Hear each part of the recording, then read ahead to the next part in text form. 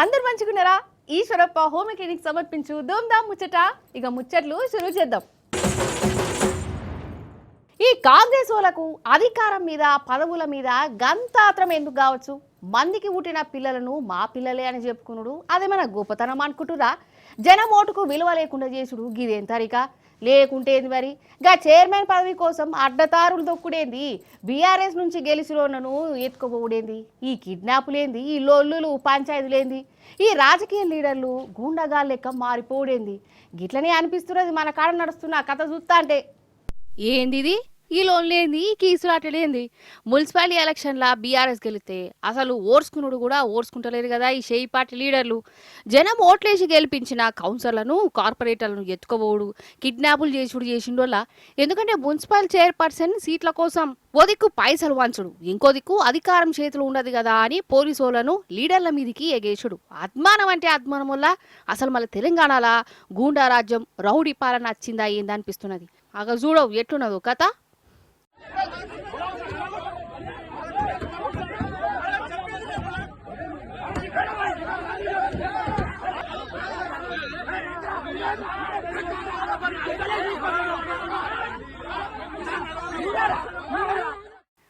గిందికే కావచ్చు Revanth sir home minister పదవిని కూడా ఆయన కాడనే ఉంచుకున్నది. లేకుంటే నేను గిట్ల తెగబడచ్చునా? గిసంటి మన తెలంగాణ ఎన్నడనో చూసినామా? ఆఖరికి మున్సిపల్ ఎలక్షన్ లో కూడా గింతగానం గాయగాయ చేసుడేందో. పోలింగ్ నాడు ఏమైందో లోకమంతా కండ్లారా చూడనే చూసే. దొంగోట్లు, రిగ్గింగులు, పైసలు వాంచుడు, బెదిరించుడు, బ్లాక్మెయిల్ చేసుడు ఇవన్నీ నడిచినాయి. అయినా గాని జనం గులాబీ పార్టీని గుండెలలో పెట్టుకున్నారు. ఇక ఇప్పుడు ఎట్లనైనా చేసి ఓడిపోయిన జాగలల్లో కూడా మేయర్ చైర్పర్సన్ కుర్చీల కోసం ఇగో ఇట్లా తనలాడుతుంది షేయి పార్టీ. గెలిచిన బీఆర్ఎస్ అభ్యర్థులకు పైసలు ఆశ చూయించింది. పైసలకు లొంగిపోయేరోళ్లను కిడ్నాపులు చేయించిర్రు. తొర్రూరుల జూడుర్రి ఎంత ఘోరంగా చేసిరో మాజీ మంత్రి ఎర్రబెల్లి దయాకర్ రావు సార్ మీదికే వైరోల్లా.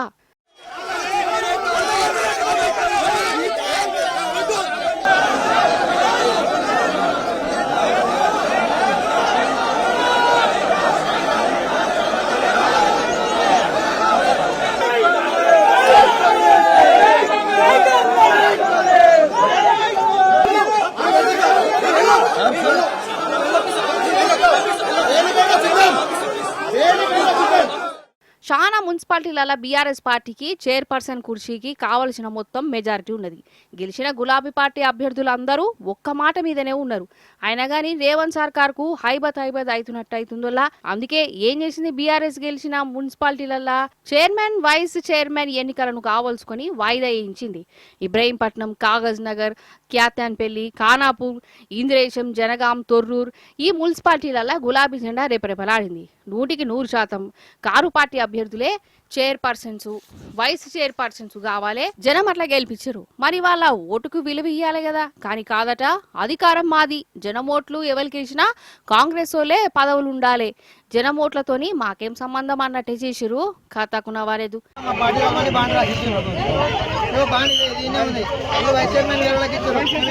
చెప్పండి సార్, న్యాయం కావాలా వద్దా? చెప్పండి సార్.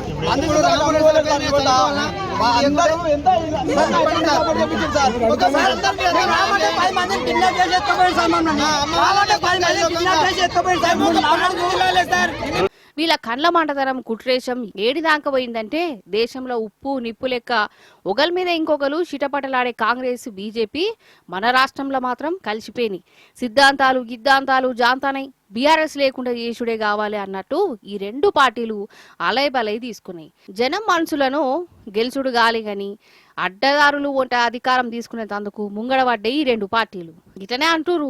ఆమన్గల్లు మున్సిపాలిటీ నోళ్ళ ఆడ జరిగిన చిత్రం చూసి అక్కడి జనమే ఈ రెండు పార్టీలను పొట్టు తిరుగుతురు. లెక్కకైతే ఆమన్గల్ల షేయి పార్టీ ఒకటంటే ఒక్కడే వార్డు గెలిచింది. కానీ ఒక్క వార్డు గెలిచిన ఆ షేయి పార్టీ అభ్యర్థే చైర్మన్ అయిండు.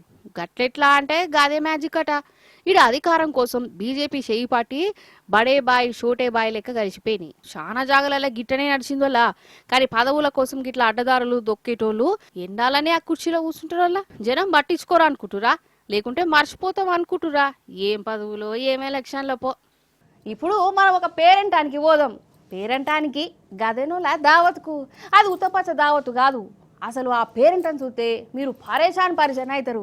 పారి జల్దిన పోదామా, పారి ఆ దావత్కు పోయి బగారన్నం తిని సోంపు బుక్కి వీలైతే కట్నం చదివిద్దాం.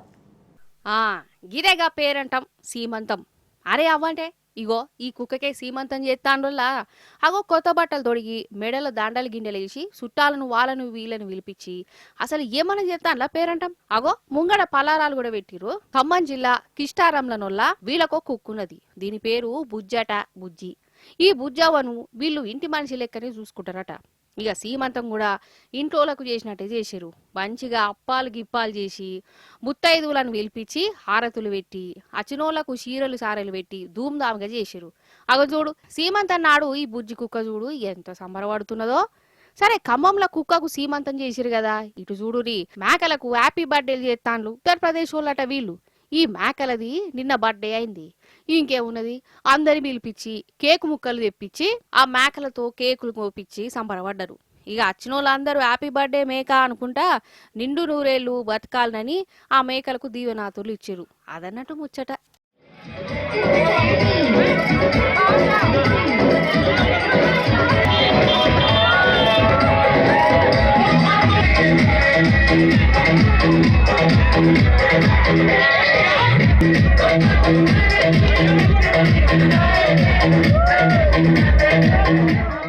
ఇప్పుడు బంగారం రేటు 1,50,000 దాకున్నది కదా. అసలు 50,000 60,000 ఉన్నప్పుడే వామ్మో అని అనుకున్నాం. ఇప్పుడు 1,50,000 కూడా దాటుతుంది. బంగారం కొనుడు పక్కకు పెట్టు, తలుచుకుంటేనే పానం గర్జుమంటున్నది. ఇక బంగారం పెరుగుడు ఉంటుంది కానీ తగ్గుడే ఉండదు కావచ్చు అని అంటున్నారు చాలా మంది. అయితే బంగారం రేటు తగ్గాలంటే ఒకటే ఒక ఉపాయం ఉన్నదట. గా ఉపాయం చేస్తే 1,00,000 కంటే తక్కువనే అవుతుందట. ఏందో ఒకసారి చూద్దాం పారి.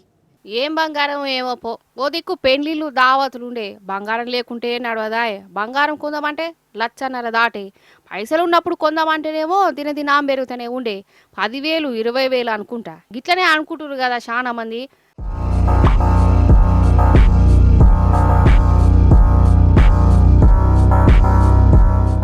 అయితే బంగారం రేటు ఇక పెరుగుడు కాదు, తగ్గే రోజులు కూడా దగ్గర పడ్డాయటనోళ్ళ. కాకపోతే అది మనోళ్ళ చేతిలో లేదు, అమెరికోన్ చేతిలో ఉన్నది. మన బంగారం కొంటే అమెరికోన్కి ఏం సంబంధం? మన కాడ రేటు తగ్గాలంటే ట్రంప్ సారు వెత్తనం ఏందంటారా? గట్లనే ఉంటుందట మరి అమెరికా అంటే.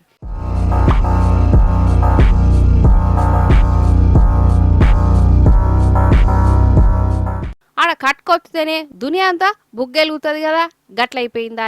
అయితే రష్యా దేశానికును అమెరికా దేశం నడుమ అలుగుడు గులుగుడు నడుతుంది కదా. రష్యా దేశమేమో ఉక్రెయిన్తో యుద్ధం చేసే గా యుద్ధం చేయబట్టి బంగారు రేటు బాగా పిరమైంది.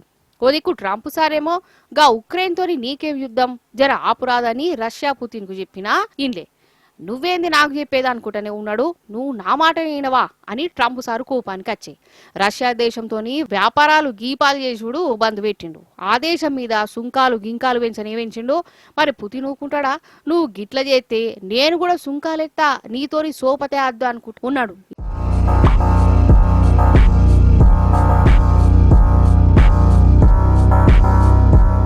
ఇంకేమున్నది, రెండు దేశాల నడుమ మన ఆడోళ్ళ నెత్తి నొప్పికి వచ్చింది బంగారం రేటు. ఇంకా పెరుగుకుంటూనే పోతుంది. అయితే రష్యా పుతిన్ సారు ఈ నడుమ జర చల్లబడుతున్నటనోళ్ళ ఎందుకు వచ్చిన పంచాయతీ? మళ్ళా మనం రెండు దేశాల ఉల్లం కలుద్దాంతి, మళ్ళా మన నడుమ నడుస్తున్న వ్యాపారాలు చేసుకుందామని అంటుండట.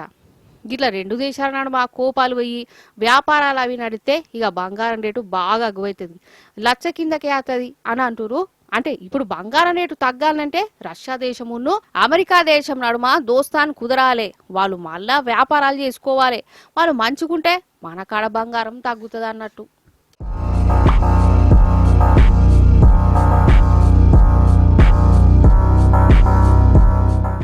చూసిరు కదా, గిరికి వాళ్ళ ముచ్చట్లు. మళ్ళీ వచ్చే పరి మంచి మంచి ముచ్చట్లను పట్టుకొని వస్తాం. ఉంటా మరి.